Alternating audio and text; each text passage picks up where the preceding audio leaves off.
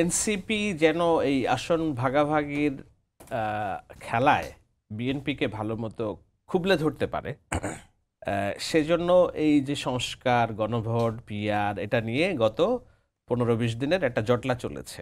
সেইটা আজকের মধ্যে দিয়ে যদি শেষ হয় তাহলে আমরা ধরে নিব যে বার্গেনিং পাওয়ারটা কমে যাবে এনসিপির, সেটা বিএনপির কাছে।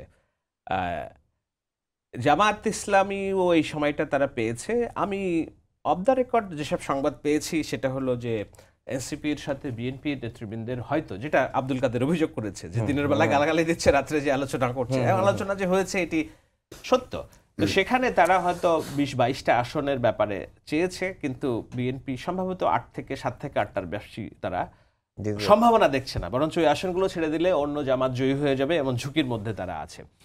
সেই কারণে ওই সমঝোতাটা হয়নি। তো বিএনপি যখন এই অবস্থায়, তখন জামাত ইসলাম তাদেরকে 80 থেকে 100 আসনে নিশ্চিত জয়ের জন্য নিশ্চয়তা দিয়েছে, এবং সমস্ত কর্মী সমর্থক শুধু তাই না, অর্থ নির্বাচন করার জন্য সেটি একটি বড় প্রয়োজনীয় বিষয়। এনসিপির কাছে অর্থ নেই, তাদের নেতারা ব্যক্তিগতভাবে বড়লোক হয়েছে, কিন্তু বড়লোকের টাকা পার্টি ফান্ডে যায় নাই। সো এনসিপি পার্টিগতভাবে খুব দুর্বল, তাদের পয়সা লাগবে, জামাত ইসলামের তরফ থেকে তাদেরকে পয়সাও অফার করা হয়েছে।